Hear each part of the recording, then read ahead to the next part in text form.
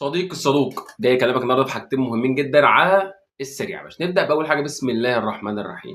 ما هو فخر العرب؟ دلوقتي انت عندك اخونا صلاح واخد واحد دوري ابطال، واشرف حكيمي واخد 3 دوري ابطال. من وجهه نظري حاليا فخر العرب هو الكابتن اشرف حكيمي. ليه؟ لان الكابتن اشرف حكيمي زي ما بيلعب في المنتخب بيلعب مع باريس سان جيرمان نفس الحاجه، لكن الكابتن محمد صلاح لازم ياخد الشاره دي نمره واحد. تاني حاجه، الكابتن محمد صلاح حصلت شويه حاجات كده، بس الناس عندها ذاكره سمك، ذاكره ضعيفه جدا. في قطر ولع والناس ولعت، الكابتن محمد صلاح كان منزل صوره وهو بيضحك، قال لك لا يا باشا مش الادمن بتاعه ده، هو الادمن اللي هو منزلها، كان ممكن يمسحها عادي جدا. تاني حاجه، كانت في مطوشه بتبقى ملعوبه في اراضي يعني معفنه شويه كده، يعني دغدغه وبتاع ورايحه بداهيه، فما كانش بيروحها اصلا، ان هو ما بيحبش يروح هناك. تالت حاجه، كان مره جات له كورونا وكان واقف في الشباك بيتفرج بيبص على الناس كده وما عندوش مشكله. رابع مره لما ثبت في الشاره، وفي لعيبه كتير جدا قالت لك لا ما يستحقش الشاره نهائي.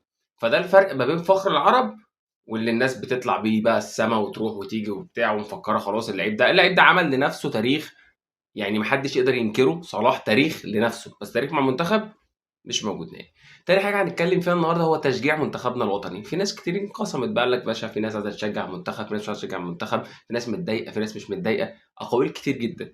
عاوز تشجع شجع، مش عاوز تشجع ما تشجعش، دي حريه.